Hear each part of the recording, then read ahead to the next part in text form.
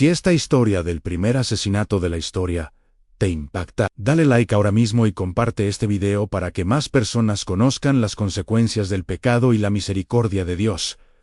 Síguenos para más relatos bíblicos profundos que revelan verdades eternas. Comencemos con la historia más oscura del Génesis. Después de la expulsión del Edén, después de que el pecado entrara al mundo por la desobediencia de Adán y Eva, la humanidad comenzó su historia fuera del paraíso. Ya no había jardín perfecto.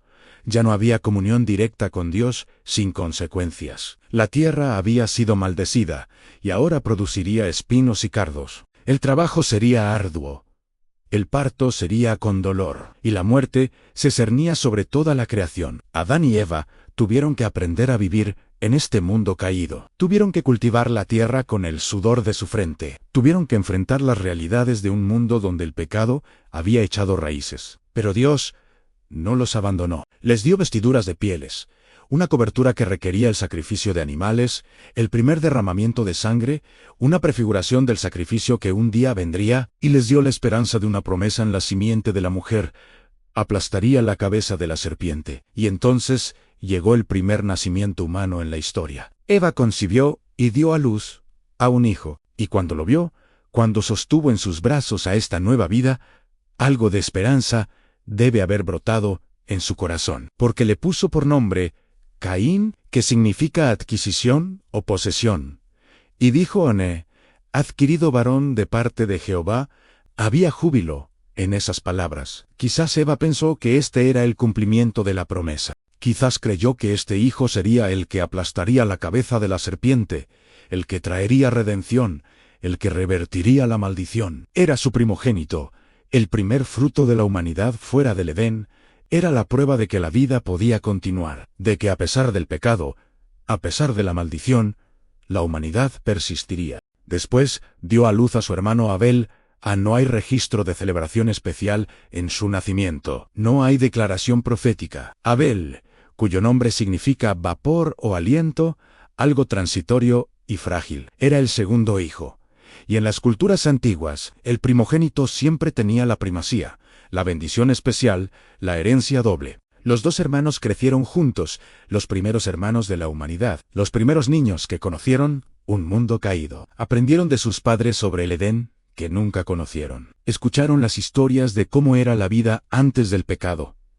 Vieron a sus padres trabajar la tierra maldecida, presenciaron los primeros sacrificios de animales, y fueron testigos de la presencia de Dios. Aunque ya no era la comunión perfecta que había existido en el jardín, Abel se convirtió en pastor de ovejas. Cuidaba los rebaños, las criaturas que Dios había creado, que ahora servían múltiples propósitos al alimento, vestido y sacrificio. Era un trabajo que requería paciencia, vigilancia constante, protección contra los peligros. Un pastor debía estar dispuesto a dar su vida por las ovejas, a dormir bajo las estrellas, a buscar a la perdida, a cargar a la débil.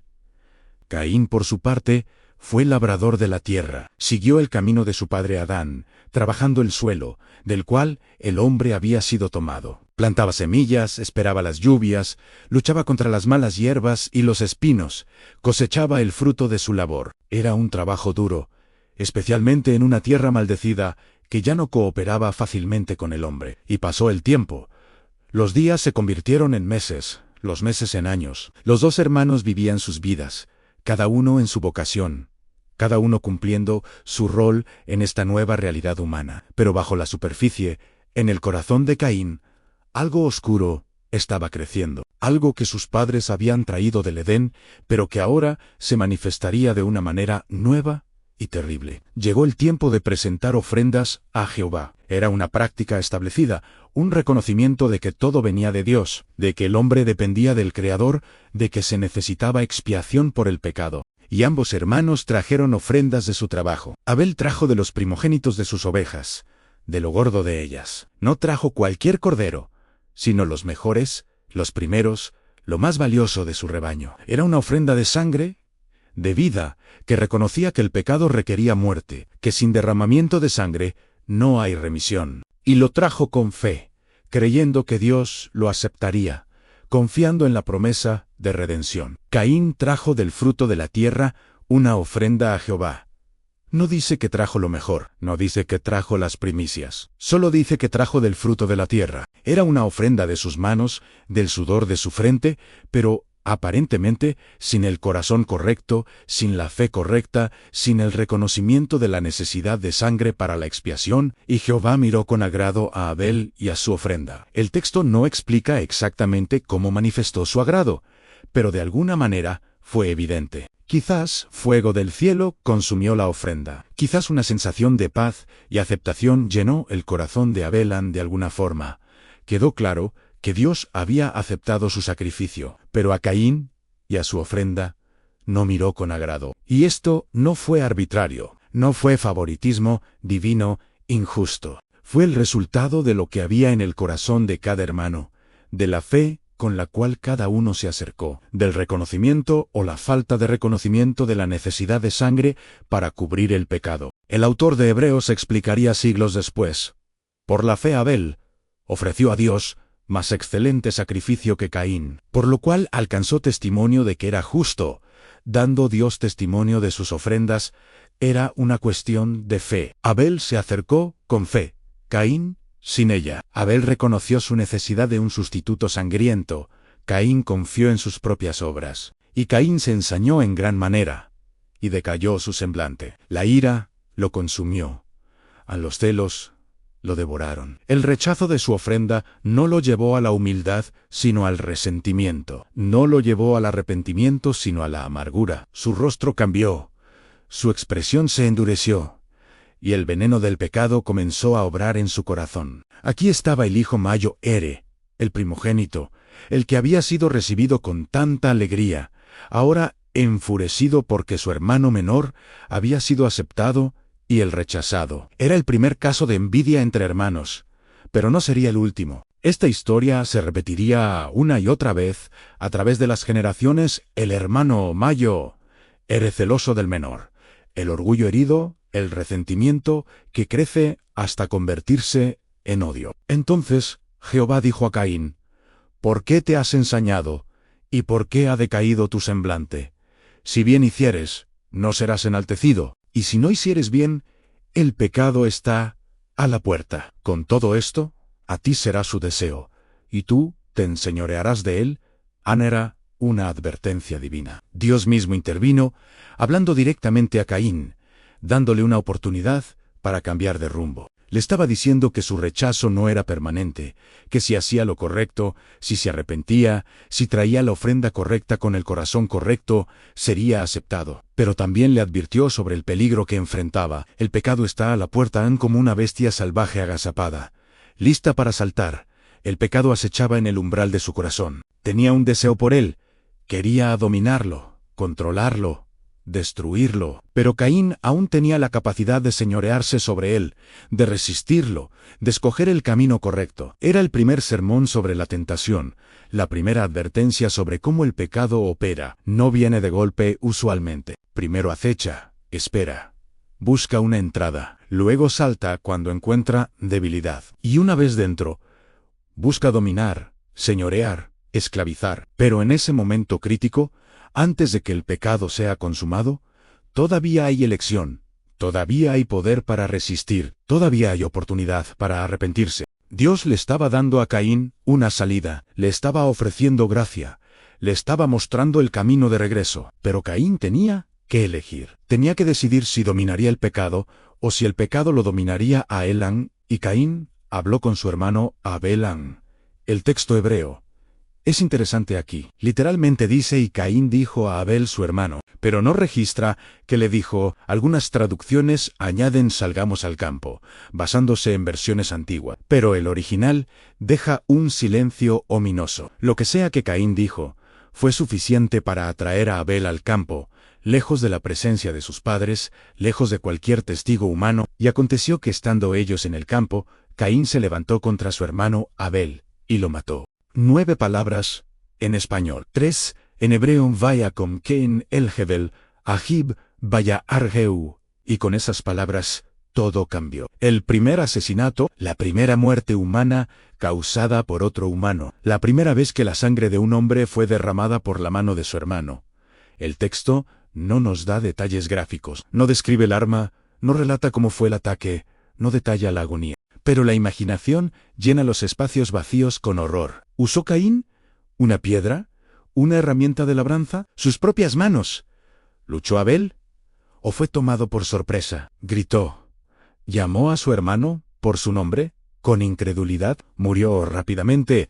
¿O sufrió? Lo que sabemos es esto: Abel, el pastor justo, el hombre de fe, el que había agradado a Dios con su ofrenda, yacía muerto en el campo. Su sangre empapaba la tierra que ahora recibía la primera víctima de la violencia humana. El hermano menor, cuyo nombre significaba vapor, había demostrado ser tan transitorio como su nombre sugería. Y Caín estaba parado allí, con las manos manchadas de sangre, el primer asesino de la historia. El pecado, que había estado agazapado a su puerta, lo había devorado. No se había enseñoreado de él. Él se había enseñoreado de Caín en el veneno de los celos, y la ira había dado su fruto amargo en muerte. Entonces Jehová dijo a Caín: ¿Dónde está Abel tu hermano? Era una pregunta que Dios ya sabía la respuesta. Así como había preguntado a Adán: ¿Dónde estás tú? Después de su pecado. No era para información de Dios, sino para dar a Caín la oportunidad de confesar, de arrepentirse, de reconocer lo que había hecho. Era otra extensión de gracia, otra oportunidad para la verdad. Y Caín respondió: no sé. ¿Soy yo acaso guarda de mi hermano? Era la primera mentira registrada, después de la serpiente en el Edén. Y con ella, Caín mostró que no había aprendido nada de la advertencia de Dios. En lugar de arrepentimiento, había negación. En lugar de confesión, había engaño. En lugar de quebrantamiento, había arrogancia.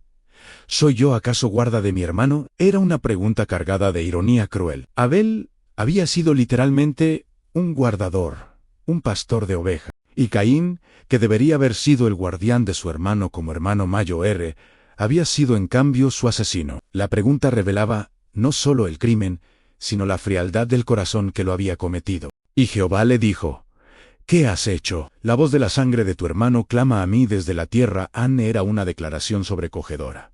La sangre inocente tenía voz. Clamaba desde la tierra que la había absorbido y Dios la escuchaba. No podía ser ocultada, no podía ser silenciada, no podía ser ignorada. El primer asesinato no quedaría impune. La justicia divina demandaría una respuesta. Esta imagen de la sangre clamando se repetiría a través de las Escrituras.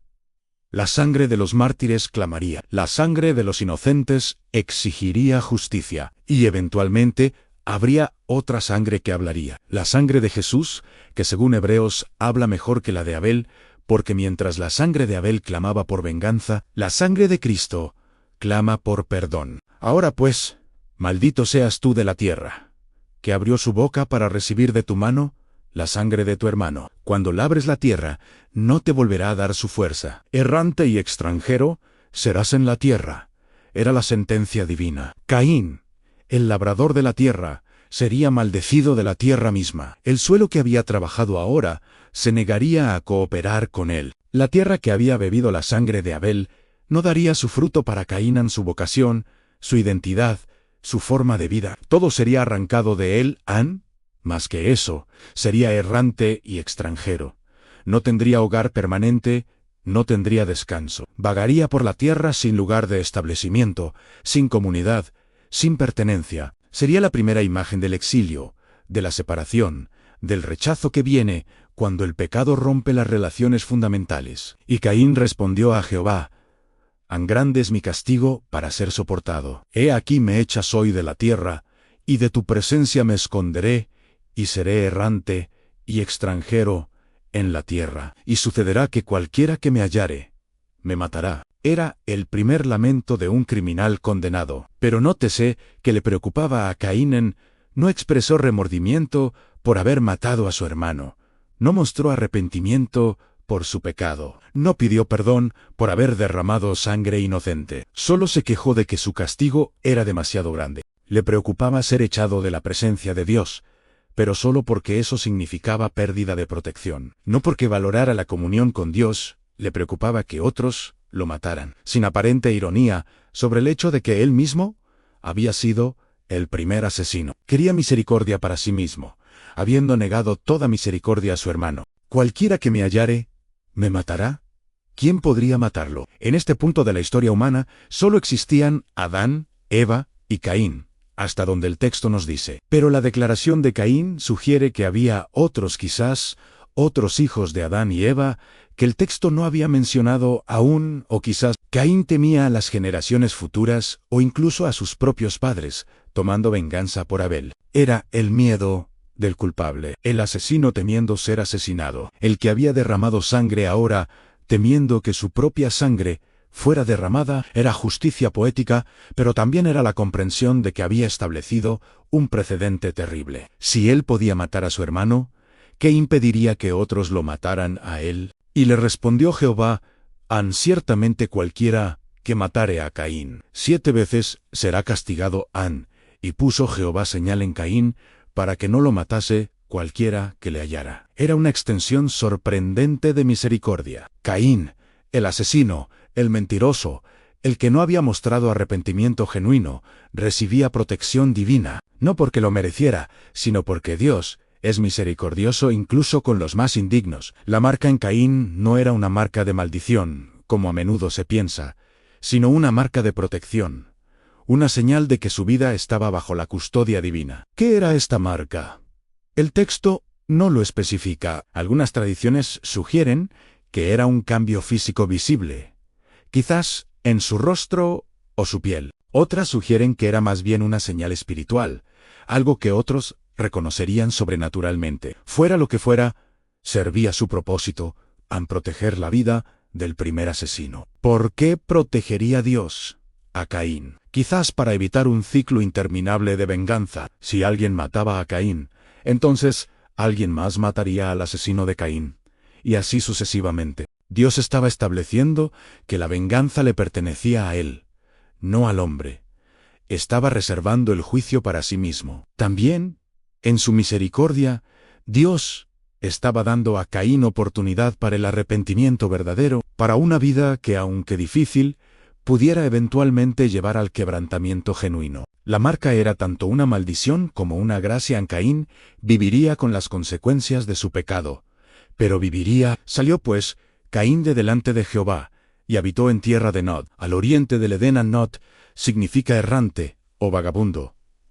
Caín fue a vivir en la tierra del vagabundeo, al oriente del Edén, más lejos aún del paraíso perdido. Estaba ahora doblemente exiliado, expulsado de la presencia de Dios y separado de su familia. Era el primer hombre sin hogar, sin lugar, sin pertenencia. Y conoció Caín a su mujer, la cual concibió y dio a luz a Enoquén, y edificó una ciudad, y llamó el nombre de la ciudad el nombre de su hijo, Enoc.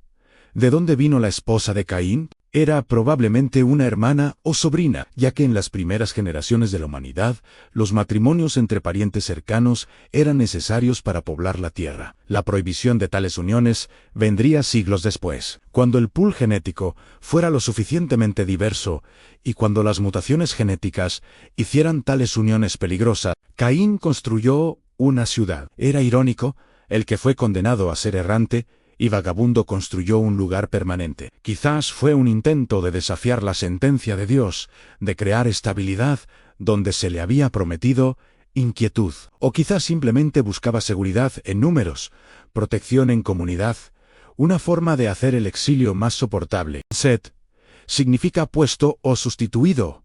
Era el reemplazo de Abel, no en el sentido de que un hijo pudiera jamás reemplazar a otro en el corazón de los padres, sino en el sentido de que continuaría la línea de los justos, los que invocarían el nombre de Jehová. Y de Set vendría eventualmente Noé, y de Noé vendría Abraham, y de Abraham vendría David, y de David vendría el Mesías. Así que, mientras la línea de Caín se caracterizaba por la violencia y la rebelión, la línea de Set se caracterizaría por la fe y la adoración. Y estas dos líneas, estos dos caminos, se extenderían a través de toda la historia humana. El camino de Caín, que confía en sí mismo, que ofrece a Dios el trabajo de sus manos, pero no su corazón, que cuando es rechazado, responde con ira en lugar de arrepentimiento. Y el camino de Abel, que se acerca a Dios con fe, que ofrece el sacrificio de sangre, reconociendo la necesidad de expiación, que aunque sea rechazado por el mundo, es aceptado por Dios. La historia de Caín nos enseña verdades profundas y perturbadoras. Primera, que el pecado acecha, esperando la oportunidad para atacar. No es algo externo a nosotros, sino algo que puede tomar residencia en nuestros corazones si le damos entrada. Su fe, su ofrenda, su ejemplo, resuenan a través de los siglos. Está en el salón de la fama de la fe. Es recordado no por cómo murió, sino por cómo vivió y adoró. Y su sangre, que clamó desde la tierra, encuentra su eco final en la sangre de Cristo. Porque como Abel ofreció un cordero en fe, Cristo se ofreció a sí mismo como el Cordero de Dios. Como Abel fue asesinado por su hermano, Cristo fue rechazado por sus hermanos según la carne. Como la sangre de Abel clamó por justicia, la sangre de Cristo clama por misericordia. La historia de Caín es una advertencia. El pecado acecha a nuestra puerta, buscando devorarnos. Pero también es una promesa. Dios nos llama a señorearnos sobre él, nos da la capacidad de elegir, nos extiende gracia incluso cuando fallamos. La pregunta es, ¿seremos como Caín, confiando en nuestras propias obras y respondiendo al rechazo con ira? ¿O seremos como Abel, acercándonos a Dios con fe y ofreciendo el sacrificio que Él requiere? Caín fue el primer asesino, pero no necesitaba serlo. Tuvo advertencia, tuvo oportunidad, tuvo elección. Y al final, eligió dejar que el pecado lo dominara, en lugar de dominarlo él. Que su historia nos sirva como advertencia eterna sobre el costo del pecado no arrepentido, y sobre la gracia de un Dios que incluso al primer asesino extendió misericordia. La marca de Caín permanece como símbolo de ambas realidades, el juicio inevitable del pecado y la misericordia inesperada de Dios, aunque elijamos sabiamente qué camino seguir.